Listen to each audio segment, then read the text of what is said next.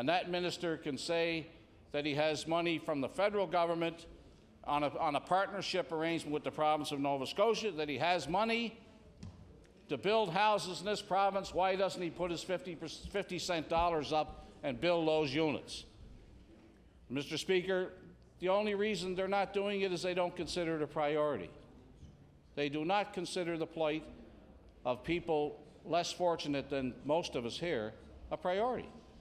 And that's sad, Mr. Speaker. That's sad in this year of 2005 that we can't guarantee people on low income that they got a half-decent place to live or enough to eat or an education that they so desperately want. All of these things have gone missing, Mr. Speaker, with the priorities of this particular government. And that's a shame because, you know, I believe that there are some good people on all sides of the House, people of goodwill, who would like to do something for people in need in this province, but the priority of those people has not hit, the priorities of those people in Nova Scotia just have not hit home with the government. And I think the government should reflect on that.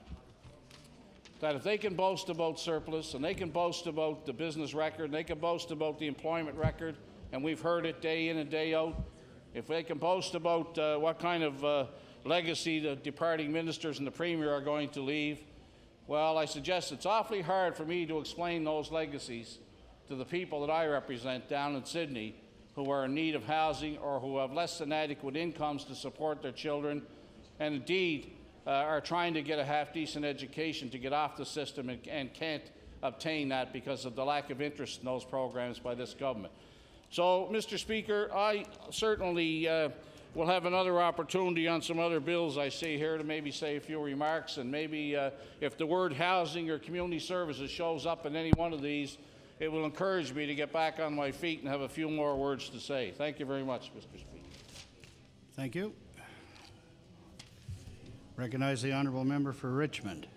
Thank you, Mr. Speaker. It's a pleasure to take this opportunity to say a few words to speak about certainly the housing situation in my own riding in Richmond County and even in the Strait area, and the decisions of the government or lack of decisions at some stages, which have certainly caused a great deal of hardship for some families in my own area. But let me start off by saying, Mr. Speaker, that I know on some occasions that the Minister and his staff have certainly assisted in addressing some of the issues faced by some of the housing units in my county, especially dealing with seniors complexes. So I would be remiss if I did not at least indicate that both the Minister and his deputy have both assisted with some of the matters that I have raised. Mr. Speaker, we, like many other areas in the province, have a significant shortage of available public housing units in Richmond County, whether they be seniors complexes, whether they be single-family dwellings or family dwellings. We don't have enough of them. And Mr. Speaker, I can't remember the last time in Richmond County that either that a public home was built or that a new seniors complex was constructed. In fact, the seniors complexes we have in Richmond County have been there, I would submit, since the 1970s, 1980s. So they're getting quite old, and it's been quite some time since they've been there. And Mr. Speaker, previously, in years gone by, seniors would remain in their homes pretty much right till the very end. Most people would use the saying that when they take me out of my house, then that'll be for the last trip.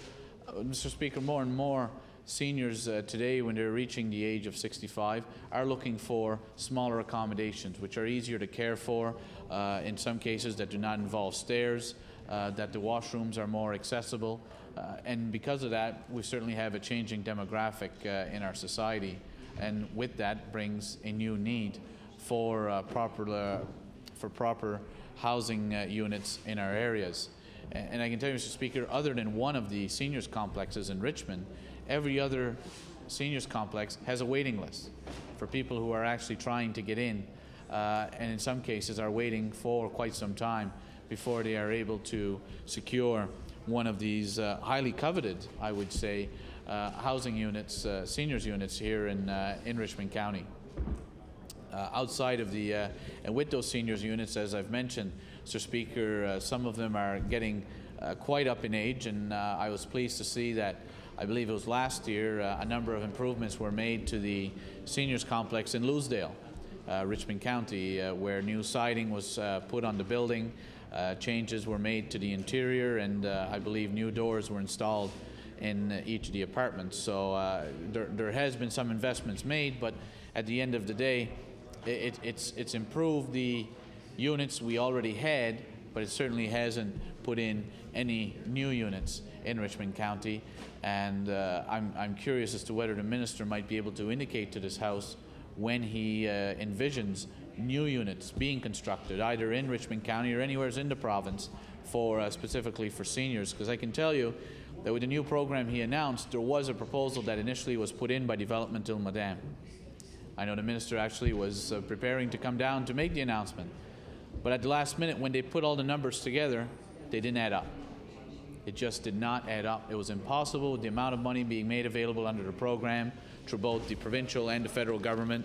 It was absolutely no way that at the end of the day they could construct the facility under the building requirements, and with the limited rent they were able to charge, it just would not make sense. So rather than construct a facility which at the end of the day would cause economic hardship either to the government or to the organization, in fact in this case that would have had to bear responsibility for it, at the last minute they withdrew their request, and that was unfortunate, Mr. Speaker, and I thought the minister may have been able to step in with his staff and offer them some form of assistance to see if there was any way their plan could be changed or could be revised, and that maybe more money could be found to make the plan work.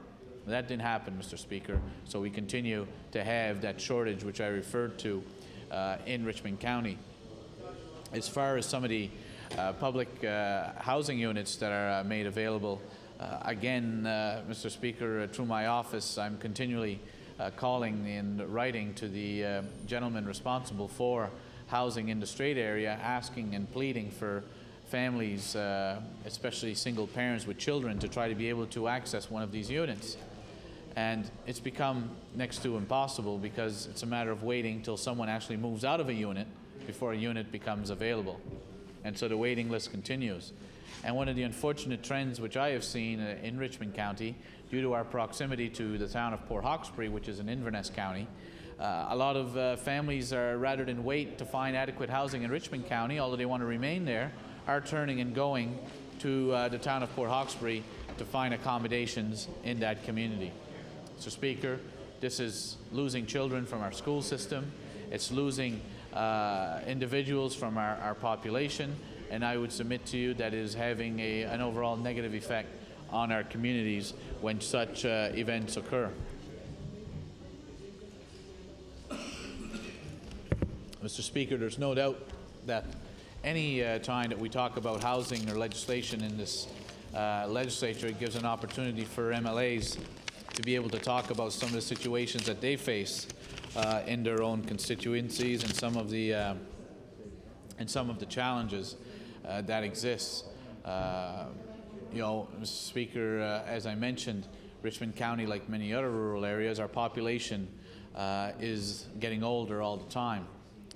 We continue to be faced with challenges in our school system of declining enrollment, and that declining enrollment is an indication that there are fewer young families in our area. And those who are remaining there are getting older all the time, and as I've submitted to you, more and more are looking for public subsidized housing. Not only public subsidized housing, I would submit to you, Mr. Speaker, unfortunately in Richmond County, there are very few private apartments that seniors can access at the same time. So it's not just a matter of looking for subsidized spaces, it's a matter also of being able to find any available space. And Mr. Speaker, in Richmond, a great deal of the homes are two-story dwellings. And for the most part, the washroom and the bedrooms are upstairs. So as people get older, that creates a significant challenge for them. And so the other option is to apply for a housing grant to try to make the necessary renovations to your home. Well, then we run into the problem that if you make any sort of money at all, you're over budget and you don't qualify for the program. And Mr. Speaker, I know that the minister and the federal government had made some announcements about some emergency funding that people who traditionally were over the cap may be able to qualify for some assistance for housing renovations. To date, Mr. Speaker, I haven't seen anyone from Richmond County who was initially told they were over the cap, now being told, well, you were only over by a little bit. With this new program, we can put you in now. I haven't seen it. If it exists, I'd like to know how to access it, because I've seen cases where someone was $100 over the cap and being refused. And maybe the minister can give us an indication afterwards as to how this works, because the way it works, from how I can see, if the couple is receiving Canada pension, old age, and the supplement, and the two are living, they are over income. Mr. Speaker, that is extremely unfortunate, because at the end of the day, if someone receiving a supplement is considered to be over income, the whole purpose of a supplement is to bring you to a basic level of income. And yet, the province of Nova Scotia is telling these people, you make too much money to get assistance to fix your home. Yet the federal government is giving you a supplement because right now your pensions don't bring you to the minimum standard of living. What kind of message is that, Mr. Speaker? And at what point are we going to start to put more funding into such programs? Because if seniors can't stay in their own homes because they haven't been able to move the washroom downstairs or put the bedroom downstairs or put a ramp on their home or make other necessary changes, then obviously they're turning to public subsidized housing. Or, in some cases, they're turning to long-term care. And that's what's been happening in Richmond County. Many people who would love to stay in their own home if they had the ability to have the washroom on the main level and their bedroom on the main level, they would remain there. But once they start developing physical limitations, the next option is to go to a long-term care facility. And unfortunately, there are people who possibly would have preferred to remain in their home longer, but because of the fact they felt they had no choice, that their accommodations at home could not meet their needs, they have turned to long-term care. And I believe all legislators here know what the cost is of having someone remain in their own home as compared to having someone go into a long-term care facility. It's astronomical, the difference between the two prices. Yet somehow the government hasn't caught on to that. And Mr. Speaker, it all ties into the government as a whole, because at the end of the day, when seniors can't remain in their own homes and they're going into long-term care, the cost to government continues to go up. And we have a Minister of Health now who's consuming half of our entire budget. And he's going to continue to do so. So we had programs, whether it be housing or programs such as the in-home support program, that when Madame Purvis was there as minister, she said she'd bring back. Then the current Minister of Education, I have correspondence from him saying it's ready to go. I'm going to announce it any time now. And then at least the current Minister of Health has been honest enough to say it's not going to happen. But Mr. Speaker, those are the types of programs, along with housing, adequate housing, that can cut costs to government. So while they see it as a strict expense, we see it as a strategic investment. An investment that at the end of the day is going to save you money. But the government refuses to look at it that way. And then we have the Premier who sent out a flyer to all Nova Scotians last year saying if health care continues on its current rate, it will consume the entire provincial budget by 2025. As alarming as that is, after the spring budget was actually tabled by the Minister of Finance, the Premier revised his numbers and said I was wrong.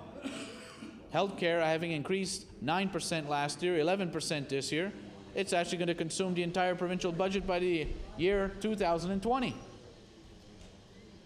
And then we have the Fraser report that came out yesterday that tells us the same thing.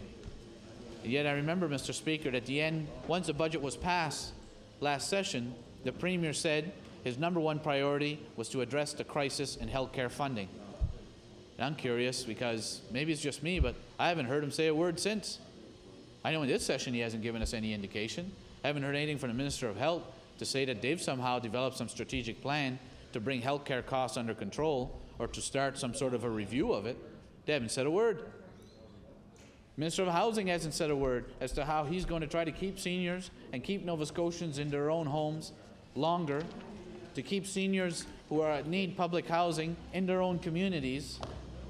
There's certainly been no indication. If I'm wrong, Mr. Speaker, let them stand in their place and correct me, because maybe I'm wrong. Maybe I missed something. But I didn't hear anything. And at the end of the day, we still have a health care budget that's out of control and growing each year by a percentage that is unsustainable. The Minister of Finance, I believe, will agree that our economy has grown between 2 and 3% on average each year. Yet healthcare in 2003 grew by 9%, 2004 by 11%. It just can't be sustained. 11% growth, and our province is only growing by 3%. It just isn't going to work, Mr. Speaker. And this bill ties into that whole government approach, and it raises the question of whether the government understands where we are going. Now, Mr. Speaker, I can tell you, I know that the Premier has made a decision that he will be stepping down. And I can tell you, I can understand why, because next spring, the budget is not going to be a fun experience. I believe the Minister of Finance knows that it's not going to be an easy budget next spring, because the money's not there from Ottawa to bail them out. Healthcare costs are going to continue to go through the roof. Not only was healthcare growing on its own, but we know that the Minister of Health, in the months of August, September, thinking there might be a fall vote, suddenly we had all sorts of healthcare announcements. Millions of dollars that were being announced. Now, I'm not questioning the value of those announcements. I'm only asking, where's he going to get the money? Because if you're consuming 50% of the budget now, and you've just gone and announced a whole whack of projects in the millions of dollars, where's that money going to come from? So rather than being 50% of the budget this year, what's it going to be next spring? And that's a challenge of government. And I'm sure the minister can get up and say it's a challenge being faced by all governments. True. But we were elected here to represent the people of Nova Scotia. And we were mandated to find Nova Scotia-made solutions for Nova Scotia problems. And we're not seeing that. And we're not seeing it from the Minister of Community Services when it comes to housing. The federal initiative, the provincial federal initiative, was a start, but we're certainly not seeing the amount of projects coming forward that the minister, I'm sure deep down, hoped he would see. So something's not working. And until we address where we've gone wrong, we are going to continue to be faced with these problems. Mr. Speaker, giving you another example, I know we have situations in Richmond County where in single-family dwellings, it's to the point now there's such a demand for them that when the children go off to university or when they're finished university, the Department of Housing comes in and tells the parents, oh, you got to go. That's it. You're out of here because you don't have any children, and this is meant for families. So now you have to go find yourself a new home. And it just doesn't, the availability isn't there to start off with. So when the minister brings in this type of legislation, one would hope that he'd be prepared to address some of the problems that exist in Nova Scotia, and especially in some of the rural parts. And I'm sure Metro has a great deal of challenges as well when one considers the amount of individuals who not only live in the city but have continued to migrate into the city, especially a great deal are migrating from the rural areas. So, Mr. Speaker, we have I think it's safe to say, a crisis in public housing here in this province. And while the minister has announced initiatives in that regard, there's a long ways to go. And I can tell you, when we start talking about rural depopulation and the issues facing rural communities, housing is right up there as one of the main problems, but I would submit to you also one of the main solutions that could be put forward to try to put a stop or try to at least lessen the rate of depopulation which is currently taking place in our rural communities.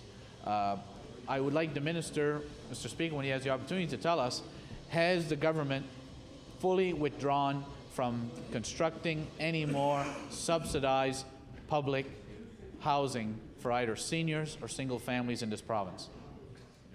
Or do they still plan on building new seniors units, new single family units that will be run by the province, built by the province, paid by the province?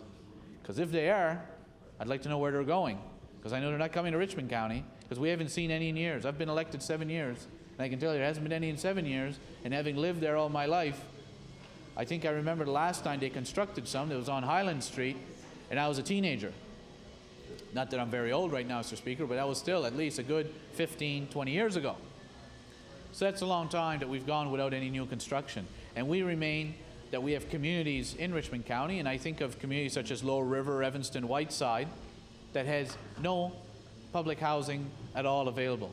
And I know there's a lady in that community who has 4 children who continues to call me and say, why can't I get subsidized public housing in my community so my children can continue to go to school here, they can continue to play with their friends, and we can continue to be active members of our community. Why is the government telling me I need to move to Loosedale, Port Hawkesbury, Erie, Shatter, St. Peters? And my answer to her is, good question, valid question. And she says, when can I expect to see any public housing units being constructed in my community?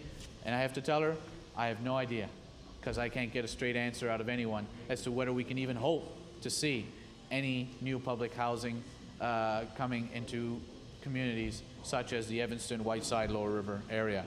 So maybe the minister can give us an indication of that, and can even give us an indication of where their priority areas are. Because if he stands in his place and says, yes, we're still going to do it, but pay no attention that we're not putting any in Richmond County or any in the rural areas, well, that still doesn't address our problem. So, Mr. Speaker, I believe the minister needs to provide much more information to this House on the issue of public housing, so that before we can give our full support to bills such as these, that we can have a sense that the government appreciates the challenges that are faced by seniors and by Nova Scotians when it comes to public housing. Mr. Speaker, do I believe that the minister will ever be able to fully meet the demand? Probably not. But I can tell you, we're certainly, we're not even a country mile near where they have to be right now when one looks at the waiting list that exists in communities such as those that exist in Richmond County. So, Mr. Speaker, in finishing my comments, I just want to say that one needs to look at the situation of housing and its impact throughout the system.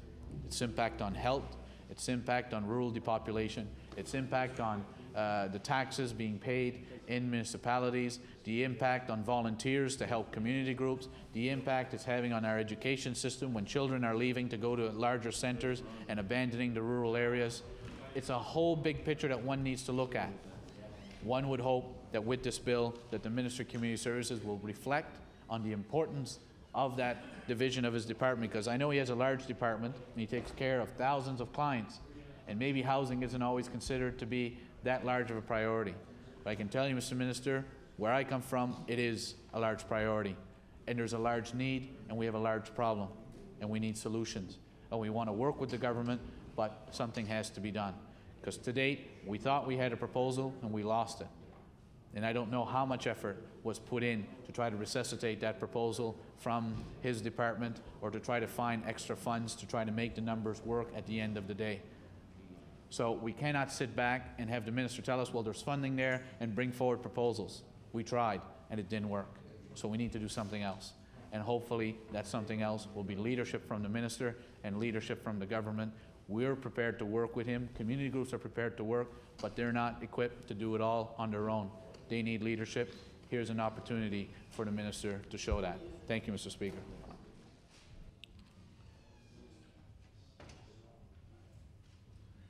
Recognize the honourable member for Victoria the Lakes.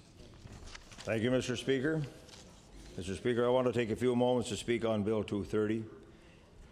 And I believe the minister is going in the proper direction in naming an auditor other than the Auditor General.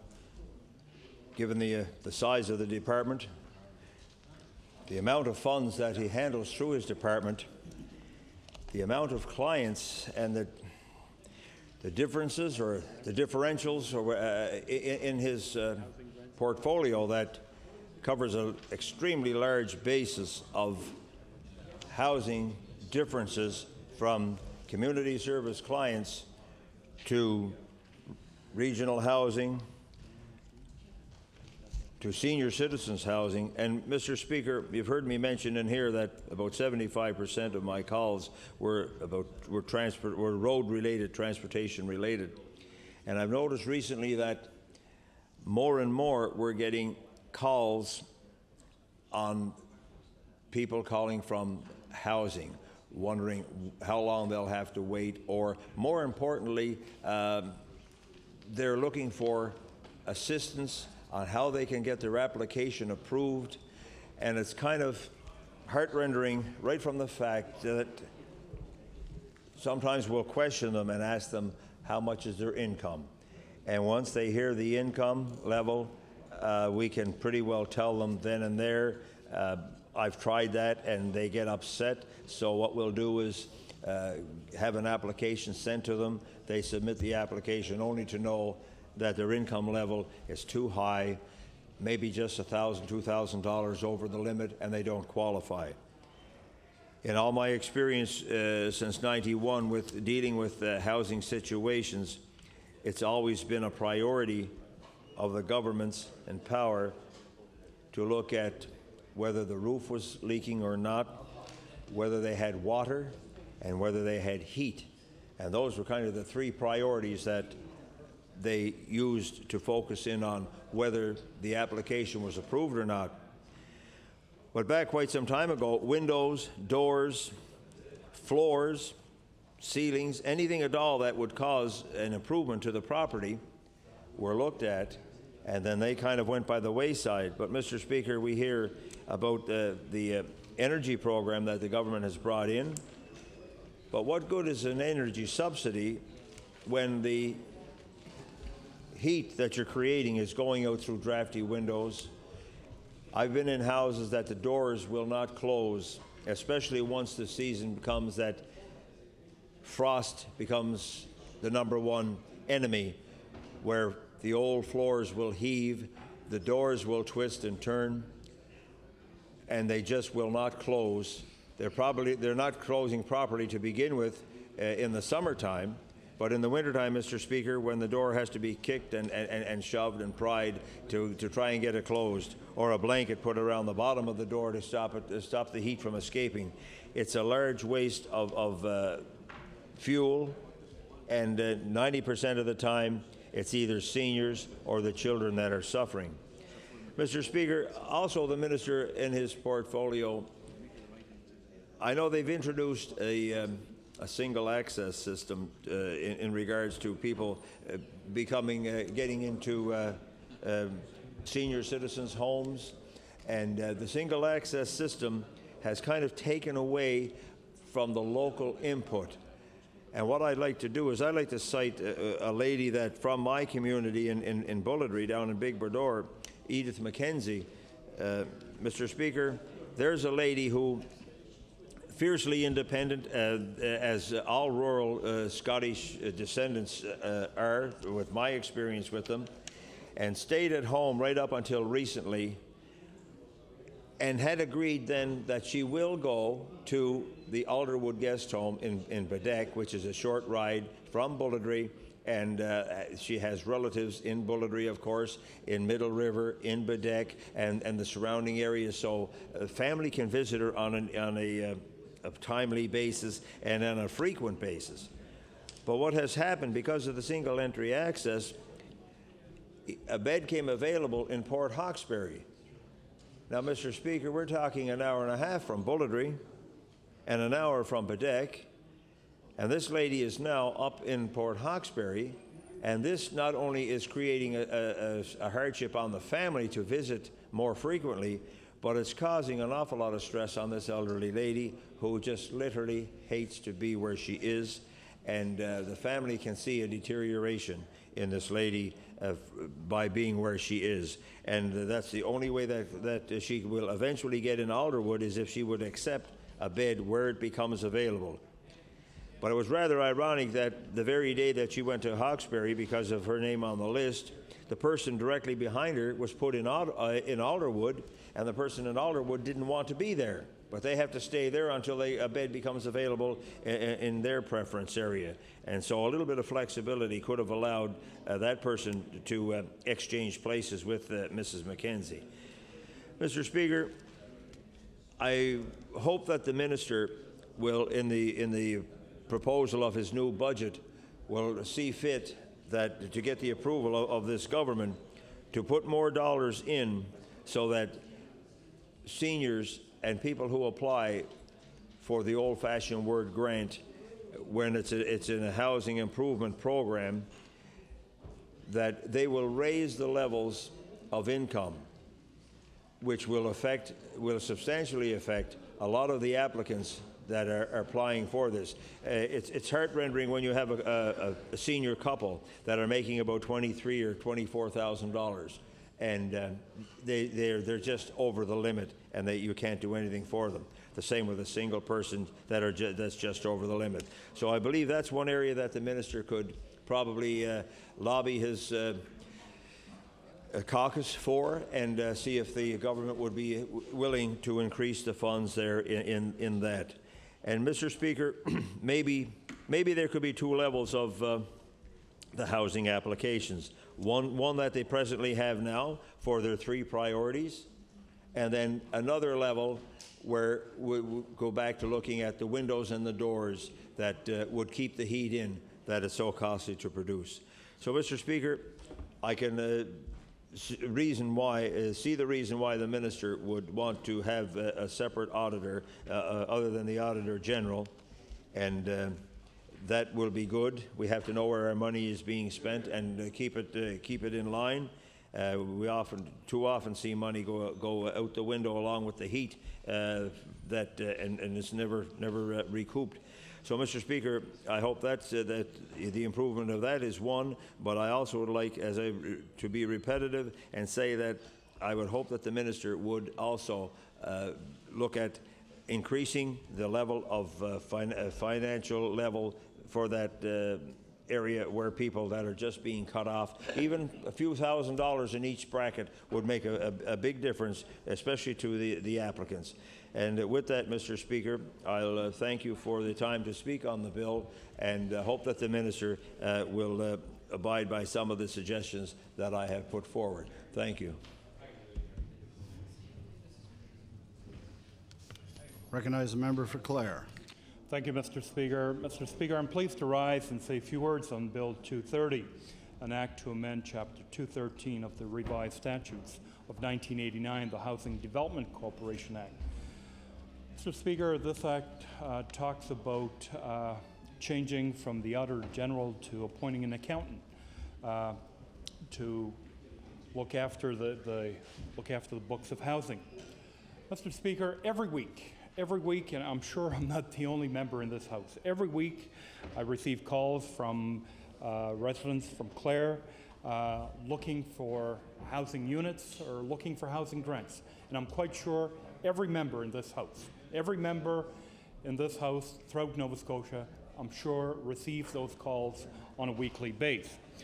Mr. Speaker, I want to talk a little bit about the Tri-County Housing Authority, because every week I usually in contact with these people, and I have to say, Mr. Speaker, to you and through to the member, to the Minister of Community Services, his staff are at no time can I say his staff is not professional, not helpful, because they are.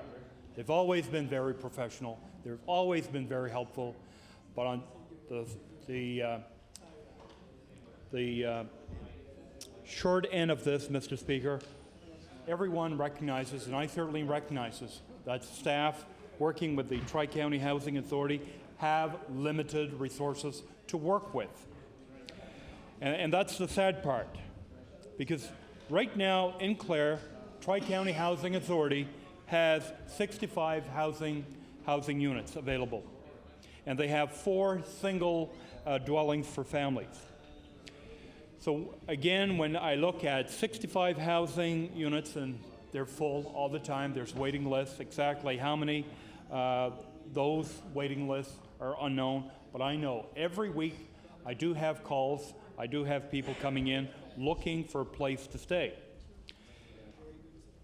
Again, Mr. Speaker, looking at the availability of units available, certainly, and I can certainly share some of the difficulties that people are having looking for a place to stay. In Clare, like any other place, especially in rural Nova Scotia, there are just a certain amount of rental units available, whether it's from the Housing Authority or through the private sector. Again, we're looking at a restricted amount. Mr. Speaker, I have contacted numerous times the regional office, the regional housing office in Milton, to find out if the Department of Community Services is looking at building additional family units, or again, looking at building single units for individuals. Mr. Speaker, as we're aware, Nova Scotia has signed off on a new Canada-Nova Scotia Affordable Housing Agreement for a total of $56 million. So far to date, Mr. Speaker, we hear that the province and the federal government has spent approximately $24 million. So again, there's another 30-some-odd million dollars remaining under this agreement. Mr. Speaker, in Clare, one of these, as I've said earlier, there's 65 housing units available. We have four homes available, one in Church Point, which has 20 units, one in Sonyville, which has 15 units, one in Meteghan, which has 15, and one in Salmon River that has 15. The problem that we're having, Mr. Speaker, when I look at the one in Church Point, it's a two-level building. There's an elevator. When I look at the one in Meteghan, it's a two-level building. Again, we have an elevator. But the one in Sonyville, which is a two-level, there's no elevators. I have raised this concern. I brought it to the minister's attention in recent years. Again, when I hear from residents living at the Foyer Vanquilin in Sonyville, of course, when you look at the waiting list, there's probably only a few people. But I'm quite sure, Mr. Speaker, if an elevator was installed, that waiting list would certainly increase. Again, the minister has indicated that these concerns are certainly looked at, reviewed, but the part that he fails to provide us with is the priority list of the department. Where does the Foyer Evangeline in Sonyville find itself on the priority list in the department? I'm sure every month, Mr. Speaker, I run into a resident from Foyer Evangeline, and the question naturally is asked, have you heard anything from the minister? Have you heard anything from the provincial government? So again, there is a need to have an elevator installed in that housing unit complex in Sonyville. As I've said, there's at least another $30 million from this federal provincial housing agreement that has not been committed, not been announced so far. So surely to God, we're not looking at $34 million to install one elevator. So I hope, especially for the residents living at Foyer Vanquilin, that the minister will give some serious consideration to this request. This request has been on the books for a number of years. Again, we failed to hear from the minister on a firm commitment, on a firm date when this work will be carried out. Again, Mr. Speaker, there's a need for more housing units, for single units in the municipality of Clare. I hope when I look around the province, especially since the last couple months, with all the housing units that have been announced, I hope that our end of the province will certainly receive its fair share. And at the same time, to recognize the need for installing more elevators. And I'm sure Clare is not the only area where there's a need to have more elevators in some of these seniors complex. So again, I would love to see the priority list of the department to determine exactly where the Foyer Vanquilin in Sonyville finds itself for an elevator inside that department. Mr. Speaker, as I've said earlier, every week I receive requests for housing grants. Again, it has been stated here in this House earlier. Again, looking at the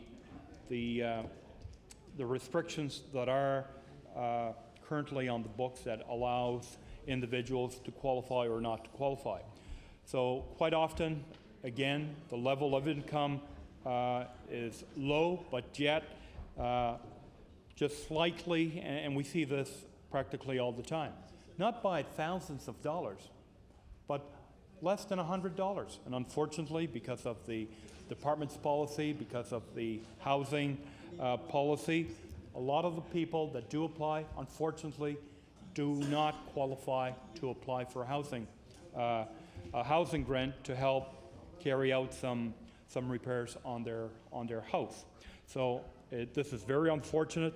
I've raised this and I will raise it again. I think it's past due. It's past due for the department, for the minister, for the government to review its policy. You know, again, the level of income needs to be looked at again, and absolutely, it needs to be, at least some consideration needs to be given to increasing these amounts to what they've been for a long time, Mr. Speaker. Again, Mr. Speaker, we have basically said all along, and a lot of people, and I'm sure in Pictou County, just as in Digby County, a lot of people would love to remain in their own house, but unfortunately, many times, some of these individuals have no choice because they have to move out. I recall this past weekend, matter of fact, I was over to this lady's house. She will be 67 years old, matter of fact, tomorrow, 67. Her house needs a lot of repairs. She hasn't been able to retire, unfortunately. Not that she doesn't want to retire, she's worked all her life. Unfortunately, she's raised a large family. A lot of her kids have moved out. She is living by herself in the homestead. She's not quite ready to move out. She's working in order to earn a few extra dollars in order to continue to repairing her house. I'm quite sure because of her level of income, this lady will not qualify for assistance. I've written a letter explaining her situation to the housing district office in Middleton. I hope some consideration will be given. I hope this message will certainly flow up to the minister's office, because there's no doubt that this lady wants to do what is right. She recognizes at some point she's going to have to let go and move out of her house.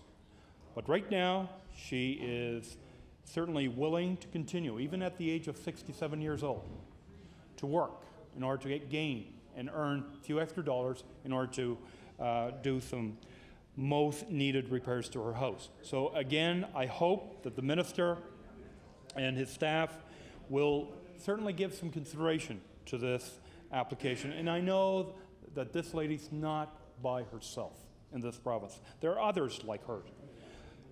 But again, Mr. Speaker, I think it's absolutely critical that we do recognize that there are people in this province that need some extra help along the way. And in closing, Mr. Speaker, I hope, and I've said, and I will repeat my words, the staff, the minister's staff working out of the Tri-County Housing Authority, as I've said earlier, we speak practically on a weekly basis. And these people are very, very professional and very, very helpful to me and to a lot of people that contact them. But unfortunately, again, with restricted resources, they can only do so much and go so far. They need this minister's help. They need this minister's attention. So I hope that this minister will take into account some of the points that I've raised this afternoon, and hoping that the minister will do some reviewing inside his own departments and review these policies that affect each and every one of us on a daily basis. Thank you, Mr. Speaker.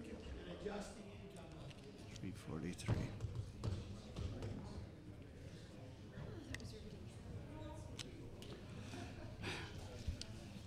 Recognize the honourable member for Clayton Park. Thank you very much, Mr. Speaker. I think that the importance of this bill, number 230, it's an issue that's very important to everybody, and I think that many members would want to get up and speak about housing and the issues of people who require housing in every corner of this province, in every riding.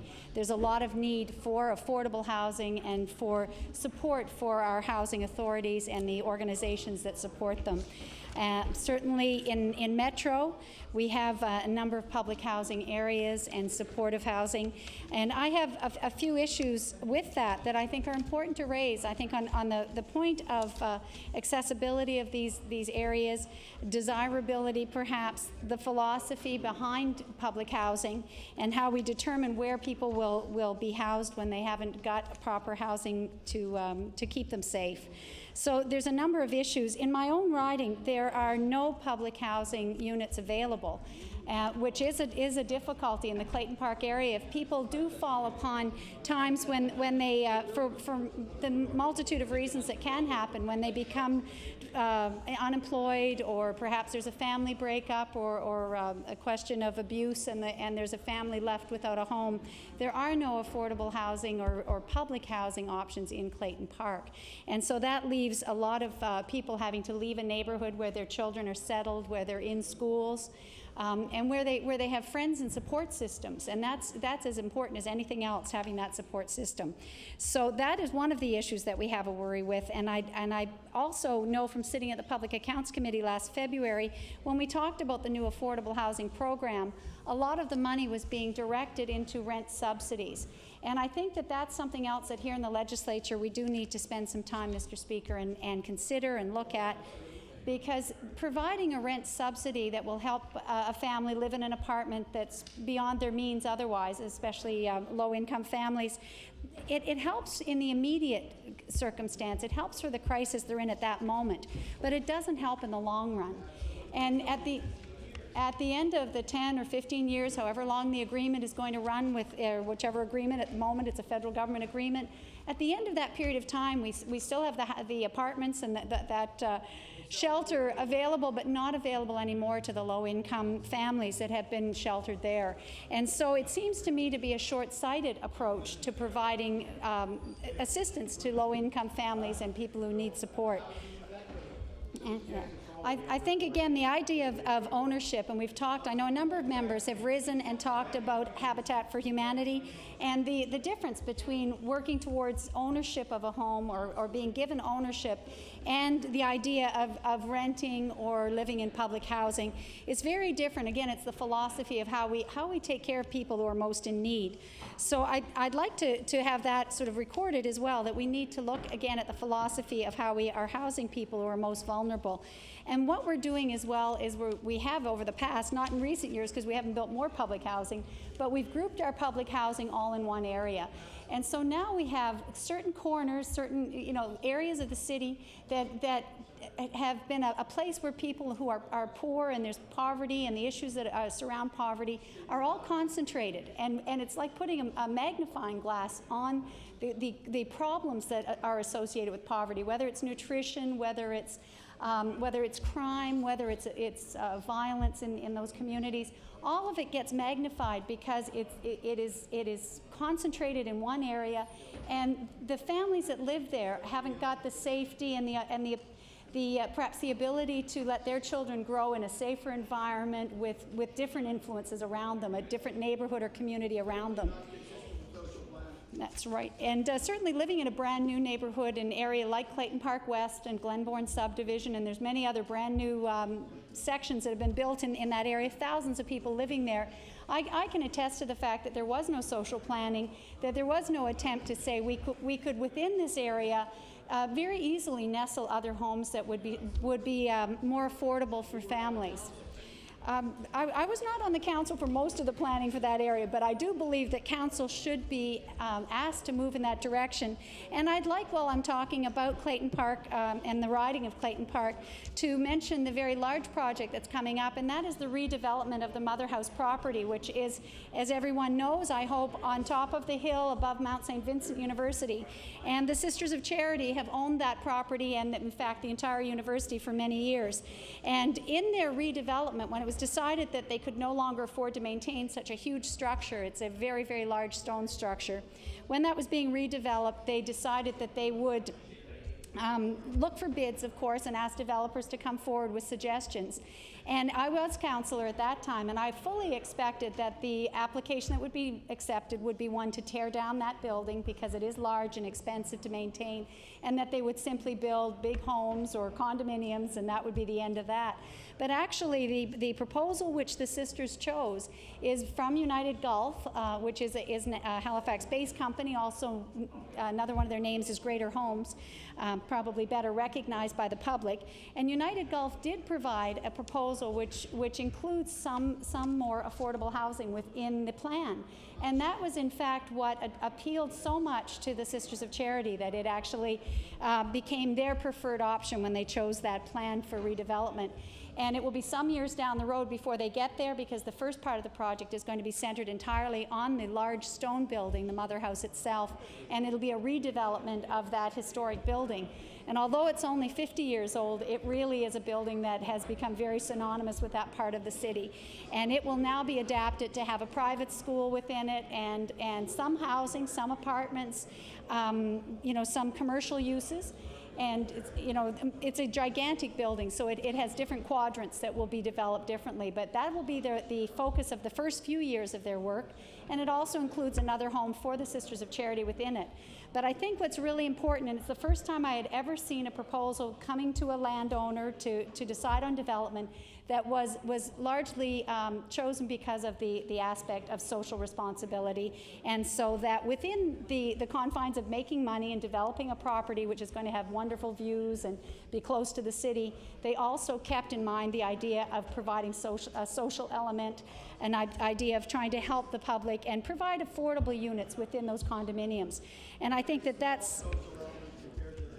I do believe, though, if we started with that kind of a plan for all development and all new subdivisions, it would make a tremendous difference. And it would give people an opportunity to live in dignity, in neighborhoods that are settled and stable.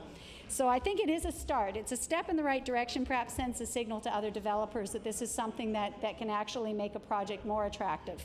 And so part of it, as I say, is my concern with the grouping of social housing in one area. And again, as an MLA now for the past 2.5 or over 2 years, I've had a number of calls from people who are in distress and looking for housing, and quite honestly, they often would prefer to continue to struggle where they are than to move to some of the public housing that's offered. So they're aware of some of the units in Fairview they would like to go to, or other parts of the city, but they don't want to go to the big project areas. And it just points out to me that the housing stock we have and the way we've grouped them in one area like that, or several areas that I think many of us can name, has created a community that even people who are in need are frightened to go to or reluctant to go to because they don't think it's going to be a good environment for their children and their families.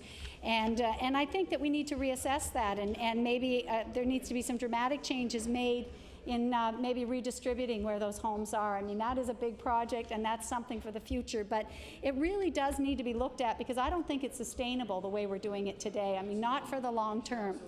And the government seems to like the idea of these rent subsidies, but that's going to be a long-term commitment of funds to just kind of support individuals, and it again won't give us a good housing stock, new assets.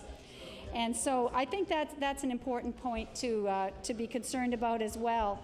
Again, Clayton Park has thousands and thousands of apartment units, and I've heard the member from Dartmouth North speak about, I think he said 61%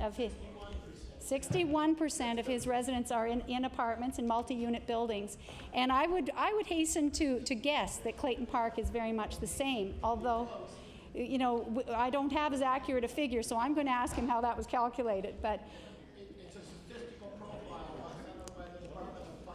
well, thank you. I'm going to look at that myself, because I know, and I actually think the statistical profile that the province has done under the Department of Finance website is not accurate in Clayton Park West, because the figures come from around 2001.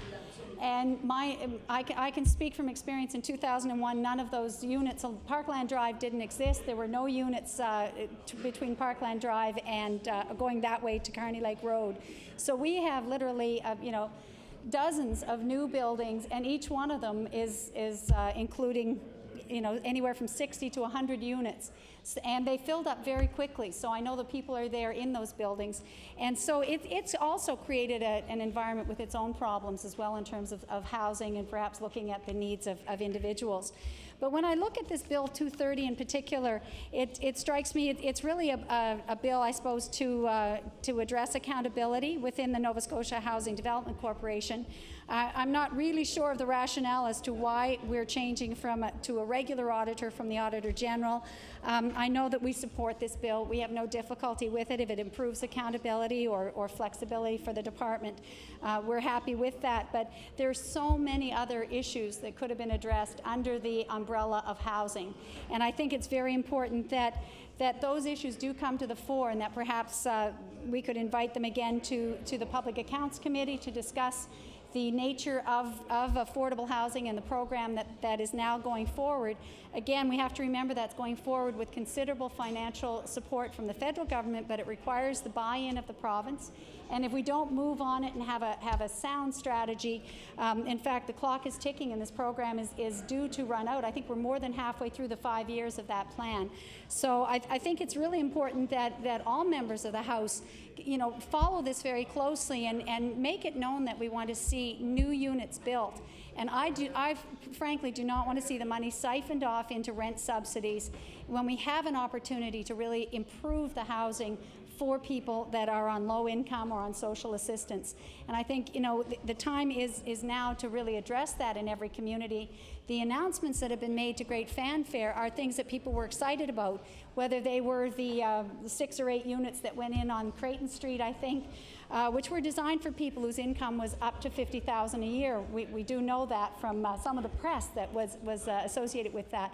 Nevertheless, the intent of that was to bring middle-income people into the Gottingen Street area, living close to the city, and again, to help with that mix of incomes and socioeconomic background within one area. And I think that is serving the same purpose that I suggested about having mixes in other neighborhoods and new neighborhoods.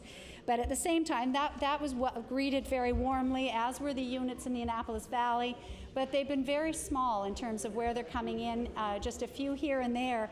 And I think that this program, which is over $30 million, as I understand, is certainly an opportunity that we could have done something great. And when the government first announced it, I think we talked about 1,500 new housing units. And in February, when it came to public accounts, lo and behold, the number had gone down to about 800. And I have no doubt that it will extend or perhaps continue to decrease as other means are found to use that money, other than building new or refurbishing existing buildings. So I think that could be a time when we're losing a tremendous opportunity.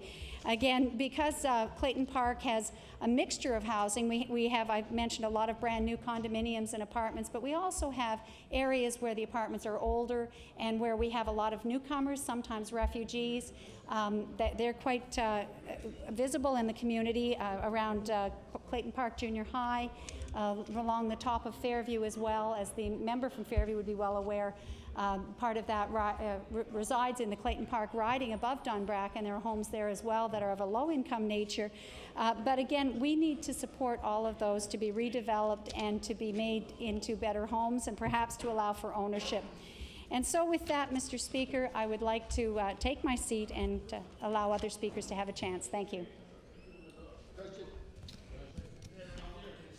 Thank you.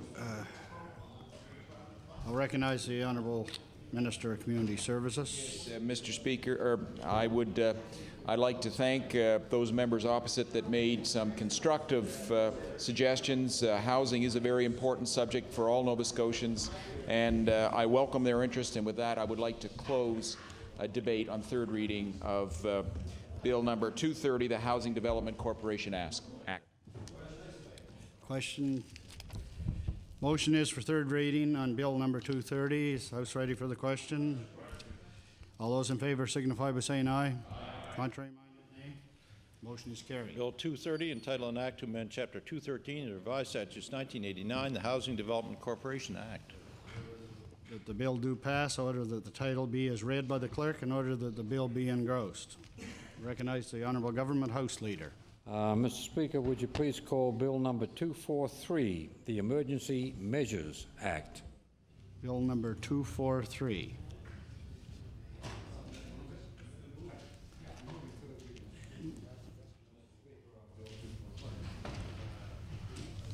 Motion, recognize the honourable member for Halifax West. Yeah, Halifax Shabakto. Yes, sorry. Thank you very much, Mr. Speaker. I just have a couple of things to say about this bill. We're certainly in support of it. We voted for it at second reading. We'll certainly vote for it at this stage. It is.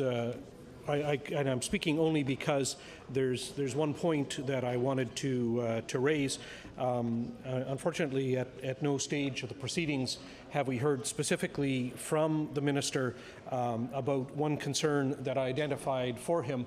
I made this point at second reading. I asked about the question of insurance for people who come to Nova Scotia in order to assist us.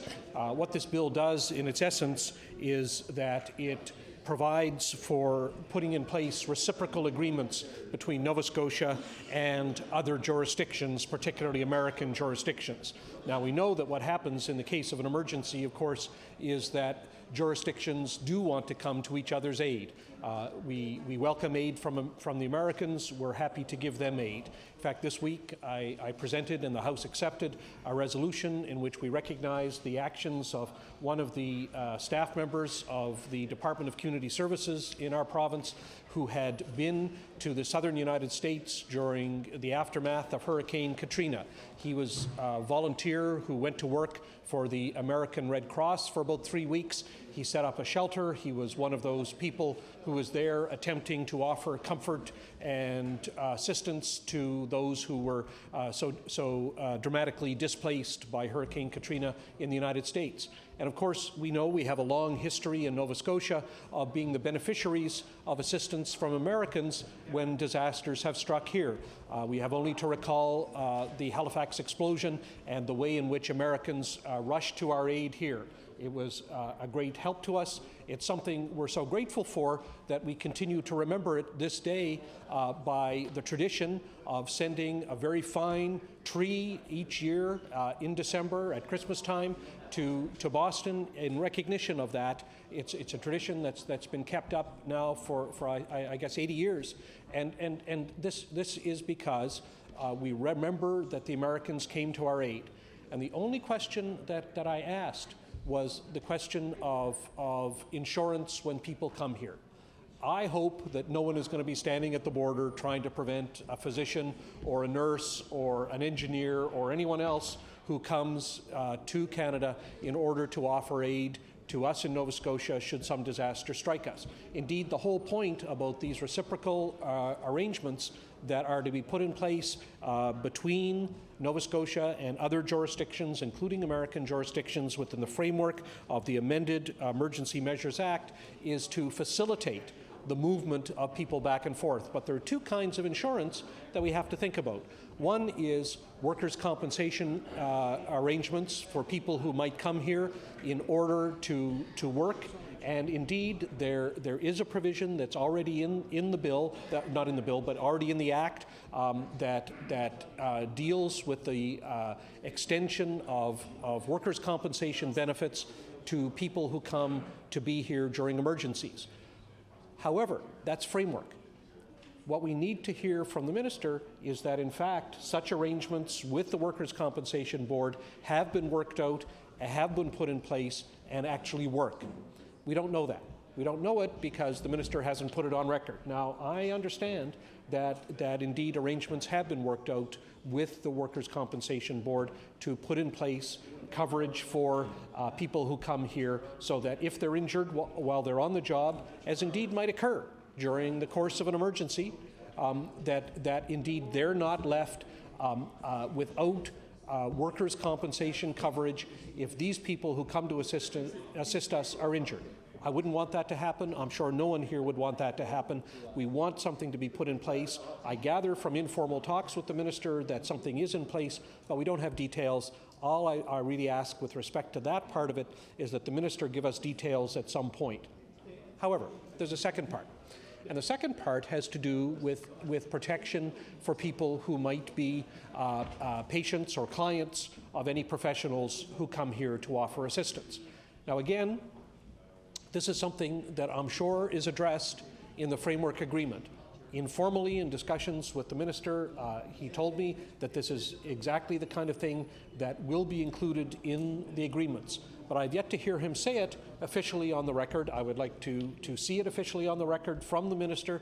I think it's important that we know this. It's important that if there's already a model of a reciprocal assistance agreement in place, that he can show us, that he do so, that he give us an example of how it is that professional liability insurance will be put in place for people who come here to work and use their professional skills. I approve entirely. I think we all do. We all want the opportunity to benefit in an emergency, in a crisis, from the expertise that might be available in some other jurisdiction that we might need, just as we would want to send our experts somewhere else. At the same time, insurance is something that we have the leisure now to think about. We've had, by and large, a lovely autumn, no major weather disasters coming our way. We had a little bit of the edge of one hurricane, but that was hardly a disaster. And for the most part, we've had a wonderful fall, and we have the leisure now to turn our minds to this question of insurance. So all I've asked the minister to do is to give us the specifics of what it is that will be in place. Will it be the professional liability insurance that people have from their home jurisdictions? We don't know that. Will that liability insurance, if they have it in their home jurisdictions, have extraterritorial effect? Will it take effect in Nova Scotia? Or will there be some kind of insurance scheme put in place, presumably the taxpayer standing up to pay the bill if necessary, if there is some kind of problem and a resulting lawsuit? We need to know this.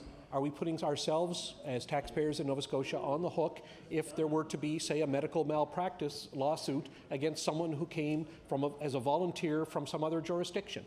If that's the case, we need to know that. And if it is the case, we need to know details. What's the amount? What's the deductible? What are the circumstances? What are the triggers? Again, all I'm asking the minister to do is give us some details of this at some point.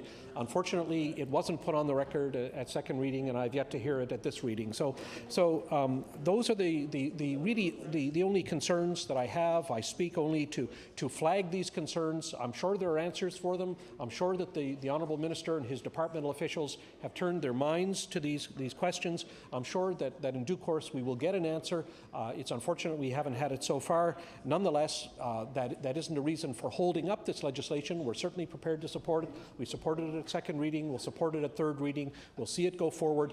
What we do hope is that the answers to these questions that we've raised, which are nonetheless important questions, will be answered by the minister in due course. Thank you, Mr. Speaker, for the opportunity to make these comments.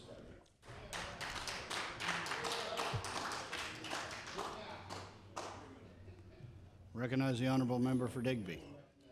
Thank you, Mr. Speaker. I'm pleased to speak on Bill 243.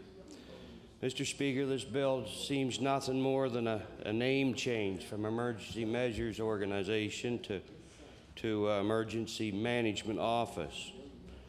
But there's certainly not too much wrong with a change in a name once in a while. They claim it will also improve communications and conditions with the Northeast United States. But it doesn't have any improvements in it for communications with our own people in this province, and that's a concern to this party. We believe other changes are in order for EMO along with that name change. Mr. Speaker, as you know, the Liberal Party introduced a bill to this House that would improve communications with our people in this province during emergencies. This bill has not been called, but we have heard that EMO saw fit to see it to go along to the CRTC. for improvement, and that's good news to us. Mr. Speaker, I believe this government sees this as a good bill, and that it will certainly improve the communications for all the people during any emergencies in this province. Mr. Speaker, this system is called the reverse 911 system. Instead of people trying to call out during an emergency, this system will call out to all the people in the area where the emergency is occurring. During our last power outage in Digby, Annapolis, the people could not get through on telephones to find out about the problem and when their power supply would ever come on again. During an emergency, communication is a very vital tool to any people, especially the elderly, that feel they are trapped. It will stop people from panicking. It will let them know exactly what to expect, and it will stop hundreds of people from calling their local MLA. The MLA should not be a communications officer for the Emergency Measures Organization. I don't believe we was hired for that reason. But don't get me wrong, I don't mind that, but my phone jams up too with hundreds of phone calls coming into it. Just as I can imagine with EMO and Nova Scotia Power with hundreds of thousands of calls coming into it at once. It just won't work. The system we believe will work is just good common sense to use. One push of a button will send out a message in an area where the emergency is occurring. Mr. Speaker, it's simple to realize that thousands of calls at once will not go into one phone at once. But one phone call out to thousands of phones at once is no trouble at all. And this call can be updated every few minutes if necessary, keeping the people informed as much as you need to. Perfect for any emergency situation in this province. Mr. Speaker, as I said before, we're pleased that EMO is looking into this. We, the people of this province, will be even more pleased when it is made available for anyone who wishes to have it in their homes or businesses. This will be a volunteer system. If you don't want it in your home, you don't have to have it there. But I assure you, I will have one in my home if it's available. And I know a lot of other people in Digby, Annapolis would love to have it. The busy signals you get during emergencies, during power outages, is disastrous. And I know we've gone through it, and probably everyone in this province has gone through it. Mr. Speaker, our hopes are that the CRTC will see the reverse 911 system as a great addition for the new Emergency Management Office of this province. And then our hopes are that this government will make sure that it is adopted to improve communications for the people of this province. Now, on that note, Mr. Speaker, I'll take my seat, and I thank you very much.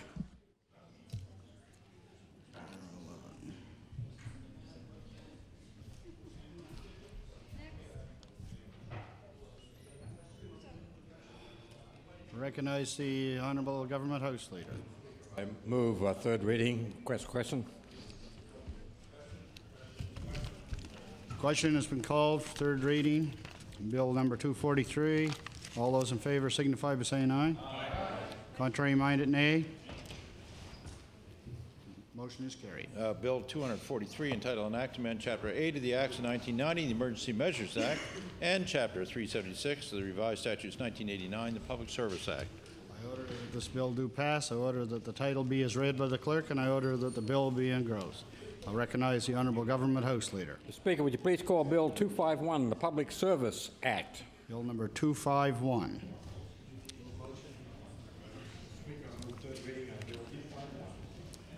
Question has been called for the moving the third reading of Bill number 251. All those in favor signify by saying aye. Aye. Contrary minded, nay. Motion is carried. Bill 251, entitled An Act to Amend Chapter 376 of the Revised Statutes 1989, the Public Service Act. I order that the bill do pass. I order that the title be as read by the clerk, and I order that the bill be engrossed, and I'll recognize the Honourable Government House Leader. Mr. Speaker, would you please call Bill 256, the Municipal Government Act? 256. Bill number 256.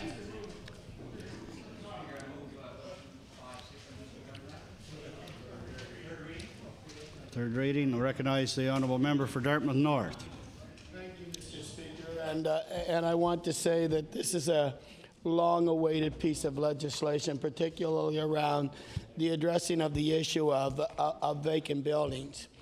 And I do want the minister to be aware that there has been some conversation around expediting this piece of legislation. This piece of legislation is a good piece of legislation, but it only allows this provincial government to amend the Municipal Government Act to allow the municipality to craft a bylaw. And the municipality needs to craft that bylaw rather quickly because many parts of the Halifax Regional Municipality have been dealing with boarded up buildings for a number of years. I do know that there was actually no witnesses before the Law Amendments Committee on this issue, and there was nothing of real substance that was amended in this piece of legislation. But I do want to want those few viewers or many viewers out there who is watching this piece of the legislature today to know that it is now in the hands of the municipal government to craft the appropriate bylaw that will take into effect and cause the effect of these boarded up buildings having to be addressed by the municipal government. It's easy to blame the provincial government for slow to react on legislation, but often the reaction on legislation comes from the municipal government's point of view. Municipal government has difficulty in crafting bylaws that will stand the test of time of the courts. And what the municipality needs to do, if it needs consultation with provincial government's legal department, particularly around the Minister of Municipal Relations and his legal department, to craft the appropriate legislation that will allow them to move this quickly on the agenda, then there ought to be consultation around that. Far too often, people's expectations have been lifted with respect to housing and with respect to legislation. And far too often they wait and wait and wait and nothing happens. Now I do know that the municipality has made an attempt to purchase these properties with less than the fair market value.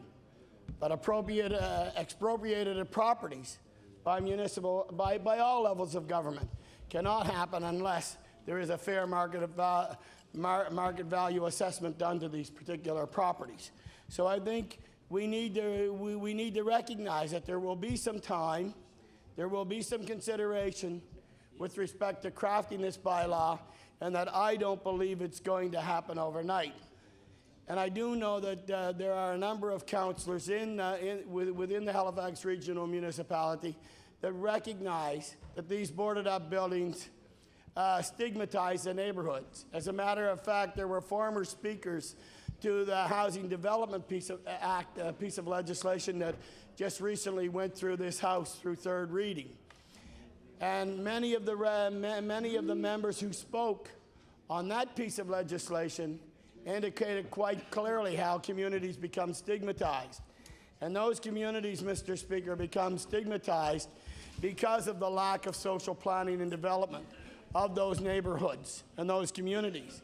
And as a result, there is a general erosion of the community and the neighborhood, and where people have to live in that neighborhood, seeing boarded up buildings almost every day when they go by. And I want again to say that there has been at least a member of the government, the minister responsible for housing, who has actually visited parts of this part of this HRM, where in fact there are boarded up buildings. So, Mr. Speaker, I want to say that, this piece of legislation may give the municipal government the right to borrow funds to demolish buildings, but by the same token, it requires good, strong piece of municipal bylaws, which in fact is a piece of legislation, again, that will stand the test of time. And I don't know if the minister has had the kind of consultation with HRM's planning department and or the councillors and or the mayor with respect to making sure that once this piece of legislation is enshrined in the MGA, or the Municipal Government Act, that in fact the municipal government will craft the kind of legislation that will stand the test of time. Because it's no good passing legislation through this House if in fact it's just simply for the sake of appeasing a government or particular individuals. It needs to have the strength. It needs to be able to stand the test of time. And Mr. Speaker, with those brief comments, I just certainly want those Nova Scotians out there to know that when this piece of legislation is proclaimed, that the final responsibility is left with the Halifax Regional Municipality to craft appropriate legislation that will stand the test of time in courts in order to get rid of these boarded up buildings. Thank you. Thank you. I recognize the honourable member for Halifax, Clayton Park. Thank you very much, Mr. Speaker. I wanted to make a few remarks today because this is a municipal affairs bill, and I am the municipal affairs critic and a former councillor, and I think that movements like this are particularly important for Halifax Regional Municipality, and therefore I wanted to refer to them. The clause that's going to allow municipalities, particularly it's specific to HRM, to acquire the vacant properties, the ones that have been boarded up, and to ensure that they are cleaned up, I think is tremendously important. And I think that for years the HRM has dealt with this when they've had their dangerous and unsightly premises committee, which I understand the minister was at one time the chair of, so he would have heard many of these discussions. But every time it came up and we were dealing with these neighborhoods that have been traumatized, or certainly I'd say that the communities lose their heart when buildings are permanently boarded up and the value of those that are around them are declining, and they become unsightly and they become unpleasant to live in. And so I think rather than demoralizing those communities, we need to have a mechanism and a way of addressing it. And through adopting this bill, we will be allowing that to happen for HRM. And I'm sure that other municipalities, since they're well aware of it and have not sought that as yet, perhaps they want to watch this and see how it plays out in practice, and in fact how expensive it may be for HRM, because as the previous speaker mentioned, this requires that the municipality acquire the building at its fair market value. So it isn't discounted, or in any way the owners are not penalized for having boarded up the buildings. They're simply forced to sell. It's much like an expropriation. So fair market value is going to be the determination, and I'm sure other municipalities may be somewhat concerned, Mr. Speaker, about the cost that would incur. So therefore, for that reason, I think it's important that HRM is the first to try it, and that I hope it will be very successful in many of the neighborhoods that have been plagued by this kind of devalued property and boarded up buildings, which become not only unsafe, but they become places for crime to proliferate and so on. So I think it's extremely important. The other amendments to this bill, I think, are much in the way of housekeeping. The changes to the FOIPOP regulations, I understand, bring them more into line with other departments and with the other act, and that makes more sense if things move more quickly. And I think it's a rather exciting change to allow the deed transfer tax now to be controlled electronically, that this can all be submitted without paper, and I think that's the move we're going to in society, and this just gives them the mechanism to do that legally and properly.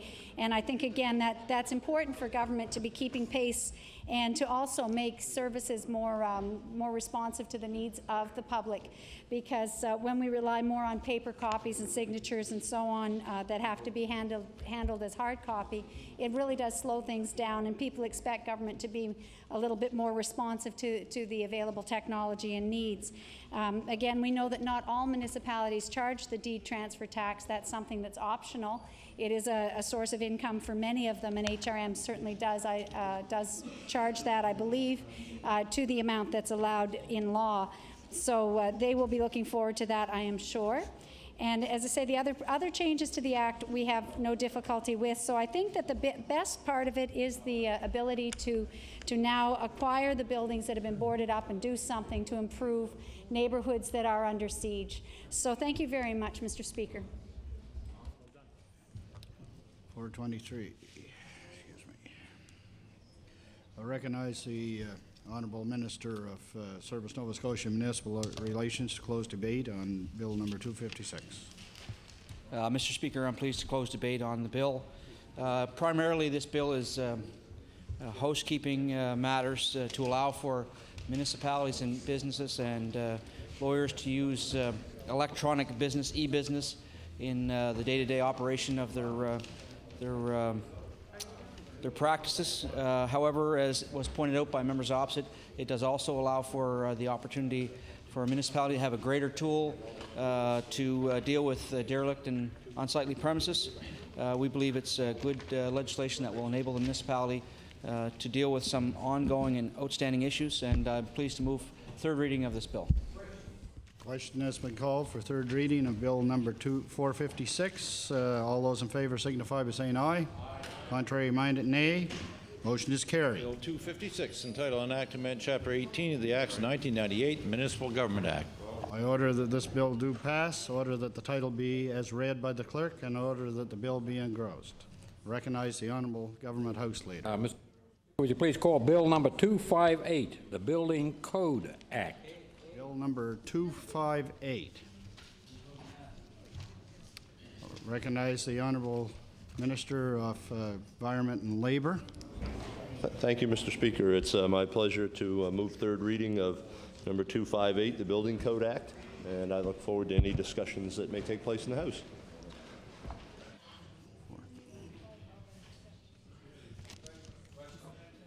Question has been called. All those in favor of moving Bill number 258 for third reading signify by saying aye. Contrary minded, nay. Motion is carried. Bill 258, entitled An Act to Amend Chapter 46 of the Revised Statutes 1989, the Building Code Act. I order that the bill do pass. I order that the title be as read by the clerk, and I order that the bill be engrossed. I'll recognize the Honourable Government House Leader. Mr. Speaker, I move that you do now leave the chair in the House resolving the committee of the whole House on bills.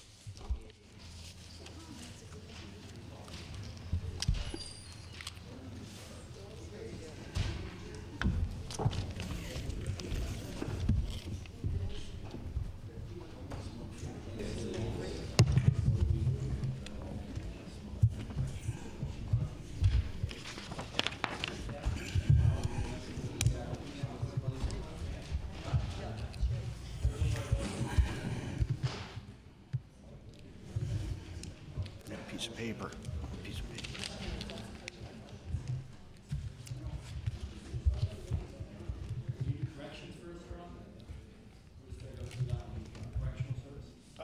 Do you want to do corrections first? Okay. Recognize the Honourable Government House Leader. Mr. Chairman, would you please call Bill number 247, the Correctional Services Act? Bill, the question has been called. Is it agreed? All those in favor signify by saying aye. Contrary minded, nay. Shall the clauses carry? Shall the title carry? Shall the bill carry? Bill is carried. Recognize the Honourable Government House Leader. I don't know where the opposition wants me to go, probably home, but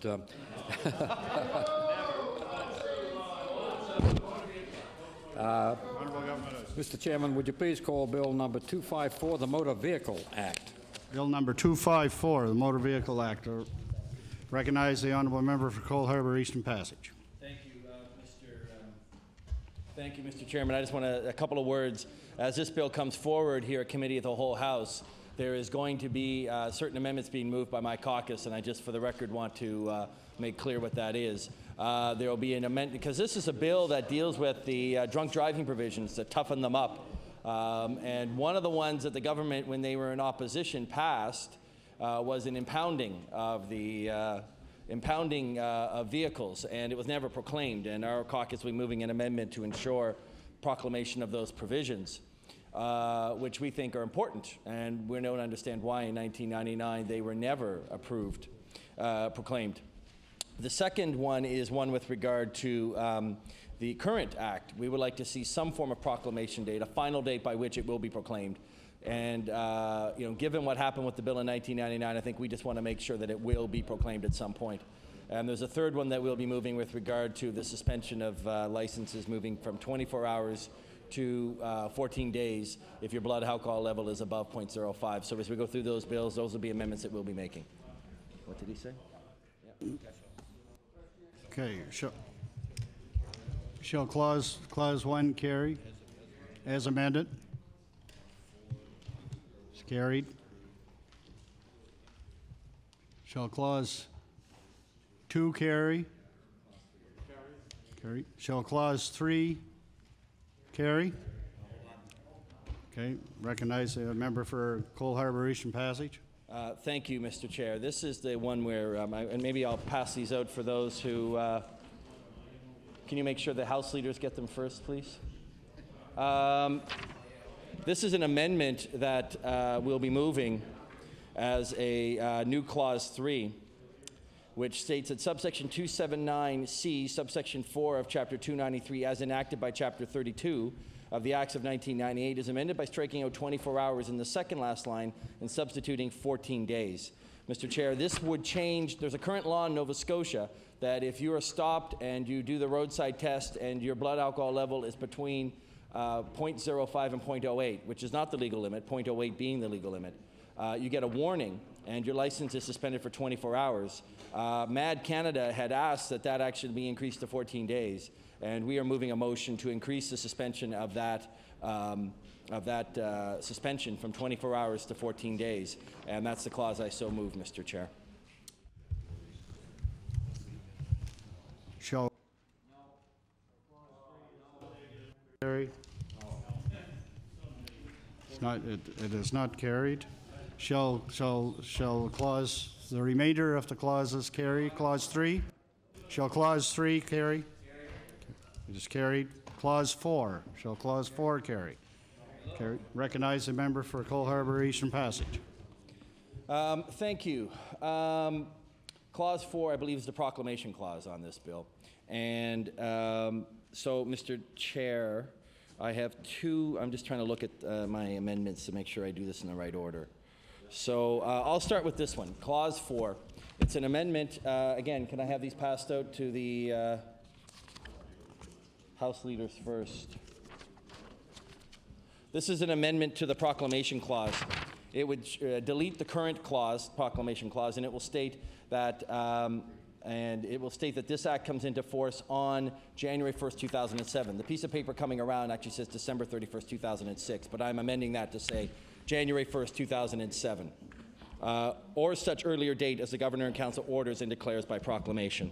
So this one would ensure that there actually is a proclamation date on this act, given that the act in 1999 had certain provisions with regard to drunk driving in our Motor Vehicle Act, and yet they were never proclaimed. This would ensure a proclamation of this bill as of January 1st, 2007, or on an earlier date if Cabinet agrees to move up the proclamation. I so move.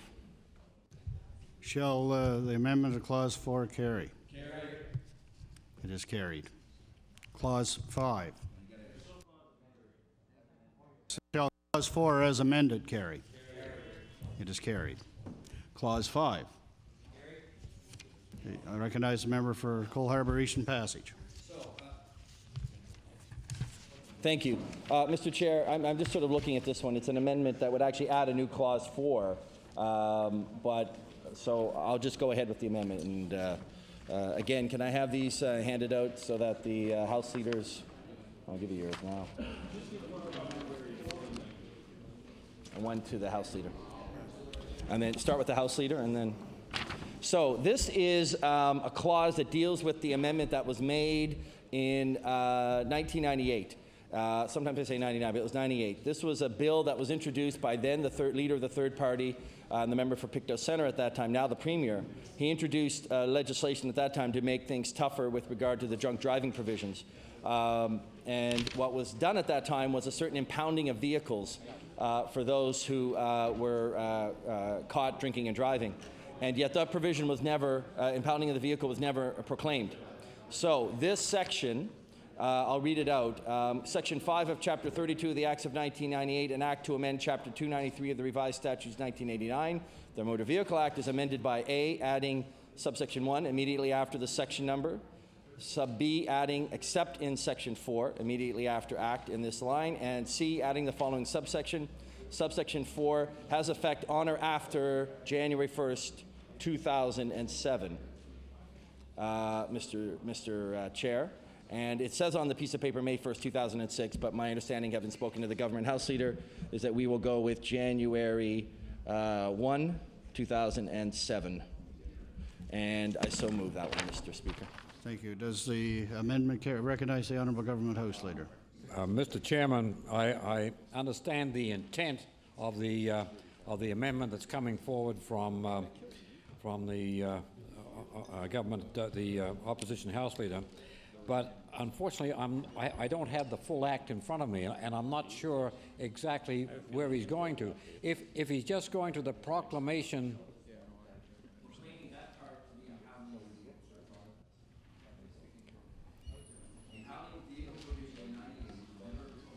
That's right.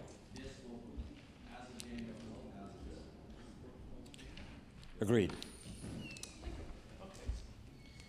Does the amendment carry? Okay. Does the clause 4 as amended carry? It is carried. Clause 5, I guess now it is. Okay.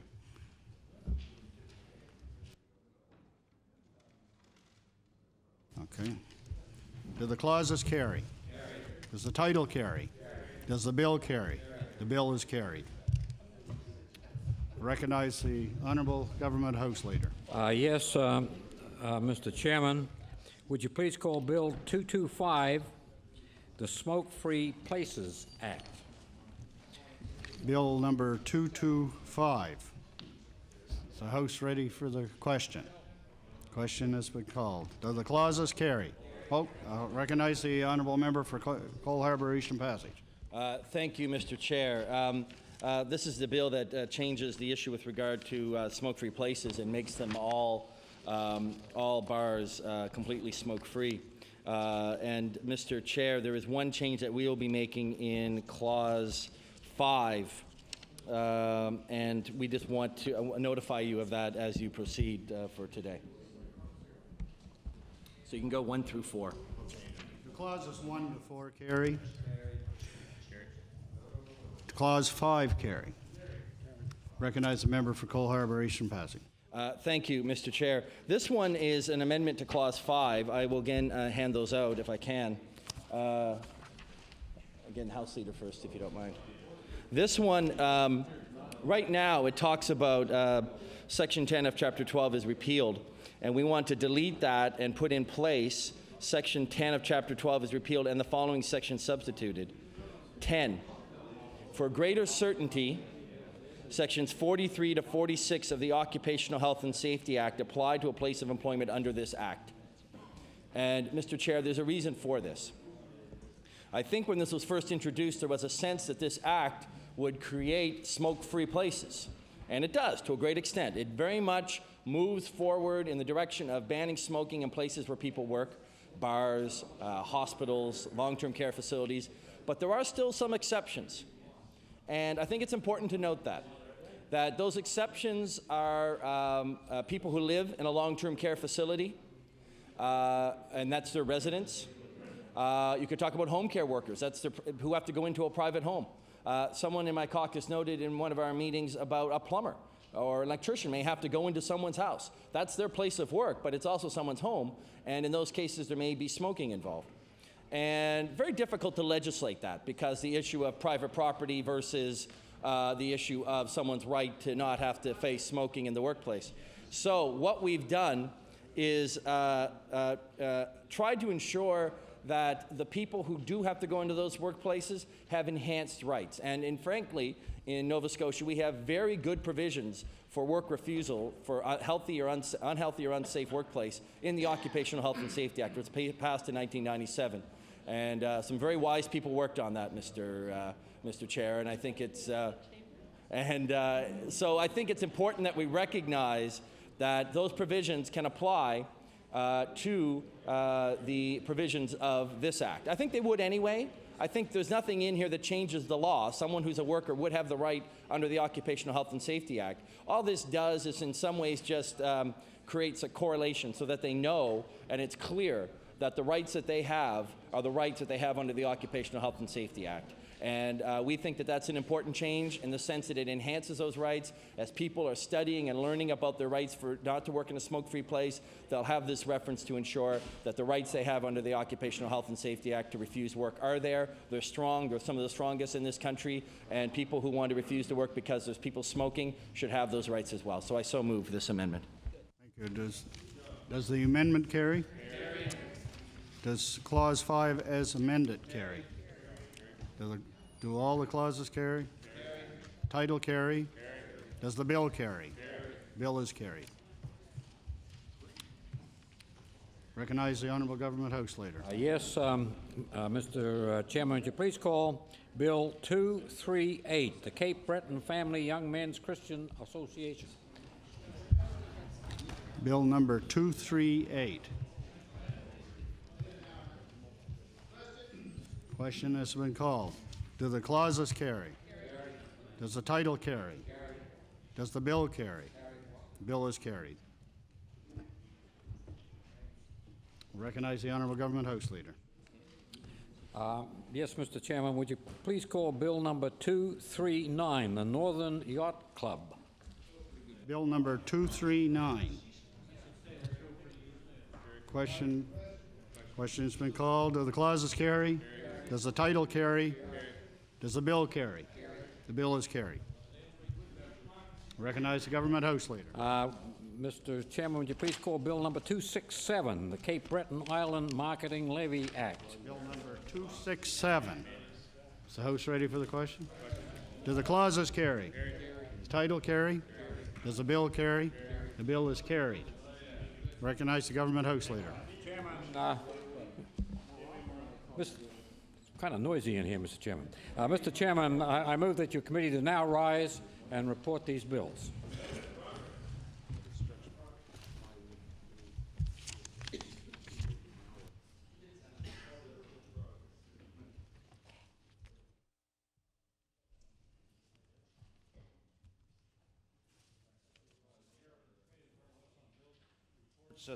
That the committee has met and considered the following bills: 247, 254, 225, 238, 239, 267. The chairman's been instructed to recommend them all to the favorable consideration of the House, each without amendment except bills 254 and 225 with certain amendments.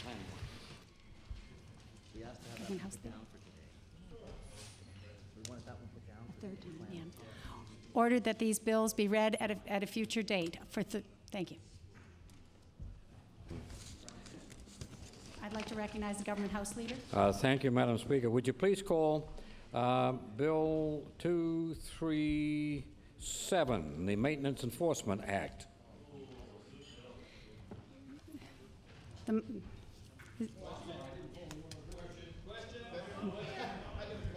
Again, Madam Speaker, I'm getting confused in my old age here.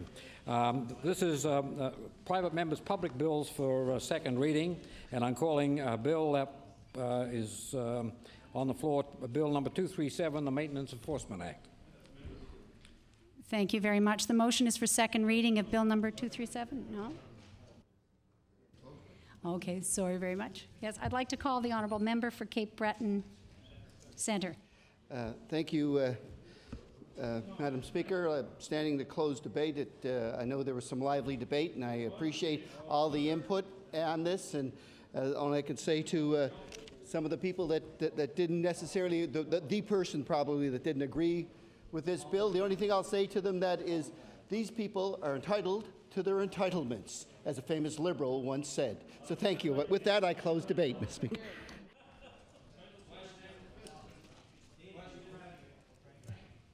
Are we ready for the question? Would all those in favor of the motion please say aye? Contrary-minded, nay. Motion is carried.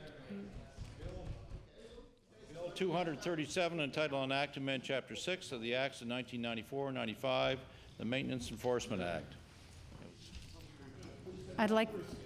Thank you. I'd like to recognize the Honourable Government House Leader. Madam Chair, I'd ask for 2 minutes recess. Yes. Is that agreed? Agreed. Thank you. Thank you.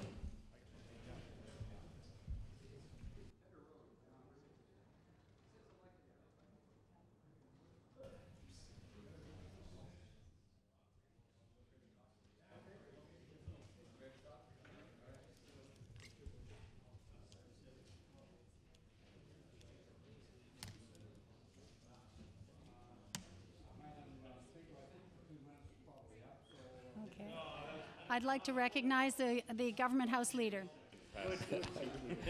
Would you please call Bill number 273?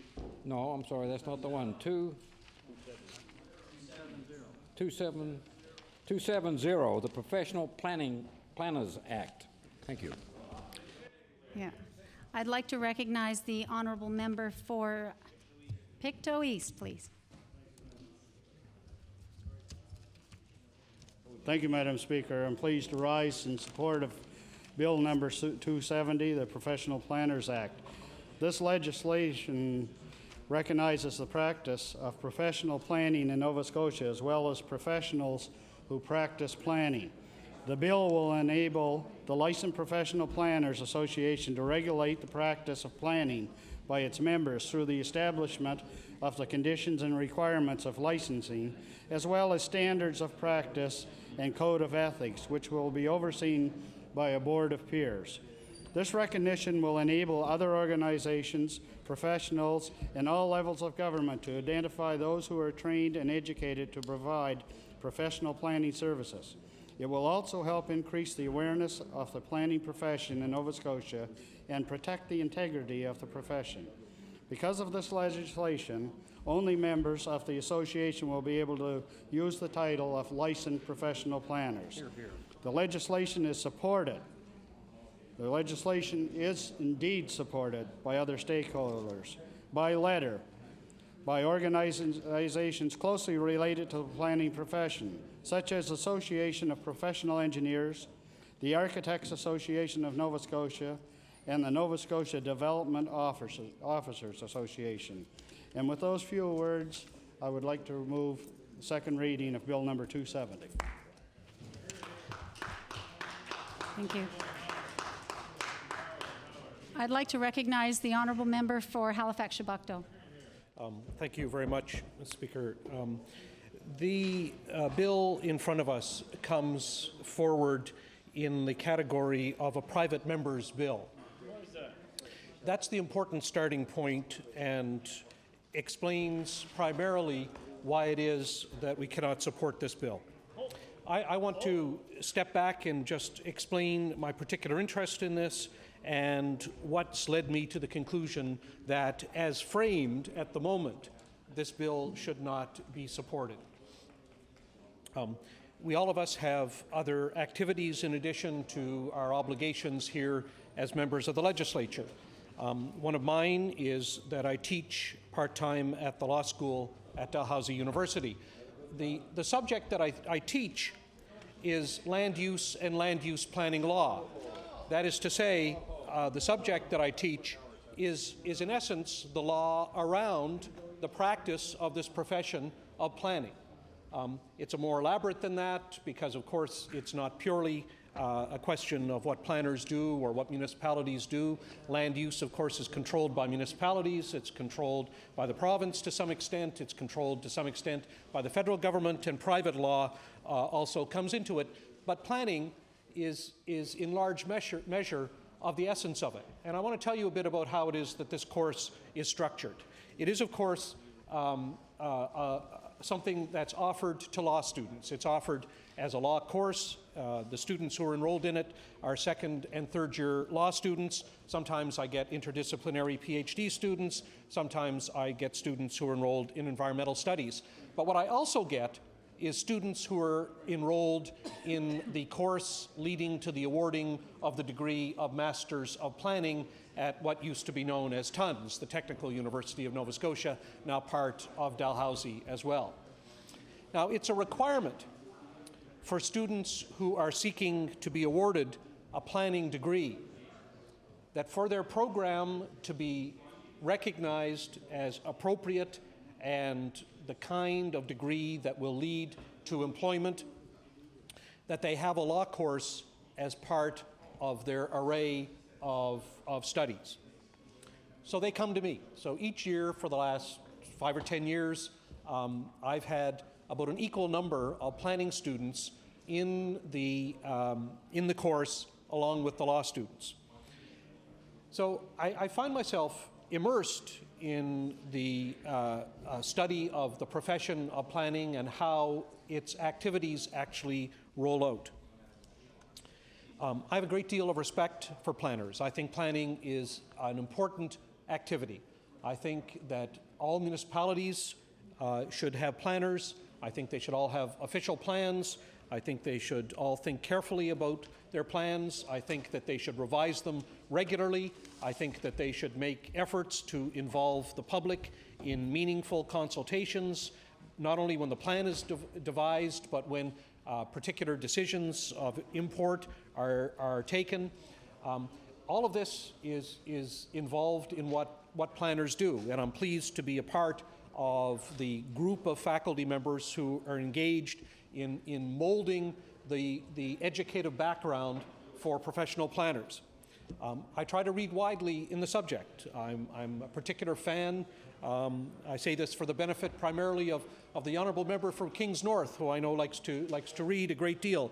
I'm particularly a fan of the biography of Robert Moses, who was the lead planner for the city of New York for many years.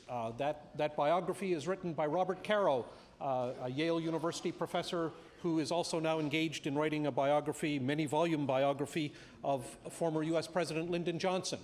The book is called Robert Moses and the Fall of New York is the subtitle of this book. Planning is important because it can work both for good and for ill. Of course, it doesn't happen in isolation. Often, of course, it happens in combination with what we in the political field do. I'm aware of many fine Canadian planners, and our cities have been shaped by the efforts of many Canadian planners. But I mention this just to illustrate that I spend a lot of time thinking about what planning is all about, what planners do, what their effects have been. And when I think about this and I consider the activity, it seems to me that there's probably a virtue in having the legislature recognize planning as a profession. When I look around at what's happened in other provinces, I find that there are only, to my knowledge, 2 other provinces that have actually brought in regulatory schemes for the planning profession. One is Quebec, one is Saskatchewan.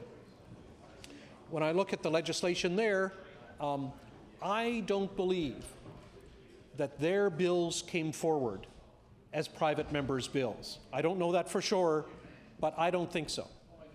The reason I don't think so is because what's included in the legislation. And what's included is a slightly different scheme than the one that we have here. At the same time, what we're being invited to do here is to recognize planners as a self-governing body, just as Quebec does, just as Saskatchewan does. What this means is that people are prohibited from practicing the profession and calling themselves planners unless they're members of the organization. Now, this is common legislation. We have it for lawyers, we have it for doctors, we have it for engineers, we have it for architects. We have, in fact, a number of professions that would like to be self-regulating professions. We saw 2 bills go through to essentially update 2 professions that are healthcare professions, optometrists and dispensing opticians. They came forward for revisions in their statutes just in this session. And I know that there are very many other bodies of professionals associated with the practice of healthcare that would be very interested in having legislation in order to set themselves up as self-governing professions. But what's the normal route for something like this? The normal route for something like this is that it come from a government minister, not that it come from a private member. This is not a bill that sets up a social club. This is not a bill that sets up something that is going to be a group of gymnasts to enjoy their sport. It's not a sailing club.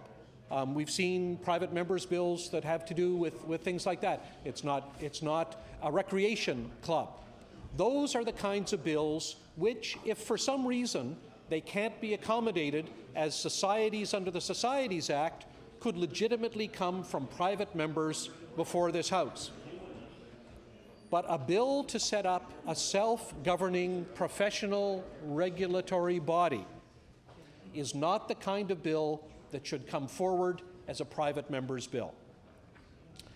For one thing, it jumps the queue. It's an attempt to jump the queue because we know that there are other entities out there that would like to be recognized as self-governing professions. But their legislation has not come forward. And the problem with that is not that they can't find some member of this House who might be prepared to support the bill and introduce it. One of us might be prepared to support acupuncturists as a self-governing regulatory body. One of us might be prepared to do massage therapists. In fact, didn't we have legislation about this? The point is that there are a whole host of health professions that are interested in this, and other kinds of professions that are interested in having the blessings of this House, not just so that they can carry on their profession, but so that they can have the legal power to exclude others. Indeed, when you read this bill, what it does is it sets up a penalty for those who attempt to practice the profession without the imprimatur of the association. Now, I understand it's limited. I understand there are some exceptions built into this bill. But it is not the right thing that something like that, which can only be granted by this House, should come forward by way of private member's bill. The only appropriate way for this to come forward is for it to have been previously vetted by the appropriate cabinet minister. And we have to ask ourselves why it is that the Minister of Municipal Affairs and Service Nova Scotia hasn't sponsored this bill. Why is it that it doesn't come forward as a government bill if it's appropriate? Planning, I would have thought, would have been the kind of thing that the Minister of Municipal Affairs and Service Nova Scotia should have had his departmental officials review and decide whether this is a good move. And if it's a good move, is this the right legislation? Should other things be included in it? Should other things be excluded from it? That's the benefit of having a bill come through the bureaucratic process and be sponsored by a cabinet minister. It's previously been subject to scrutiny, not just the scrutiny or the blandishments of a particular group who may have retained their own legal counsel to draft the bill. And that's probably what happened here. They found a member who was interested, and I'm interested. Many of us are interested in planning. Many of us engage in talking with planners, but it's not the right thing that this bill should come forward in this way without that degree of scrutiny. And so immediately, given the fact that it hasn't come sponsored by some cabinet minister, I don't feel it's appropriate that this bill should go forward. Perhaps it's not the Minister of Municipal Affairs bailiwick, although I would have thought it is. Perhaps there's some other cabinet minister who might appropriately have jurisdiction over it. I can't think of another one, but it should certainly have come through some ministry and their bureaucracy in the first place. Now, I want to move beyond this and point out that there are some problems which are actually apparent to me when I read this bill. So I'm not making merely an abstract argument. I'm not saying this merely for the sake of formality. I think it's important, the point I've made. I think that indeed, having failed to come through the proper route, this bill should not be accepted. There are lots of bills that can come as private members' bills, and we can turn our minds to them. This is just not one of them. And I want to illustrate what's wrong with this bill. Or what I've noticed, at least, as being wrong with this bill. When I look at other self-regulating professions, what's immediately striking is that when they're set up with a board, that makes the decisions about the organization, there are always members of the public that are on that board. And furthermore, the board is given a mandate not just to supervise the profession, but to supervise it and to keep in mind the public interest when they do that. That is completely absent from this bill. When one looks at the sections that set up the board, there is nothing there that talks about the public interest. I think a contrast, if members are looking for a handy point of reference, is with the dispensing opticians and the optometrists' bills that we dealt with just recently. If you go and look at those bills and you look at the sections that set up the governing boards of those bodies, they are specifically given the obligation to remember the public interest and to write their rules and to act on behalf of the public interest as part of their mandate. They are not given a mandate to act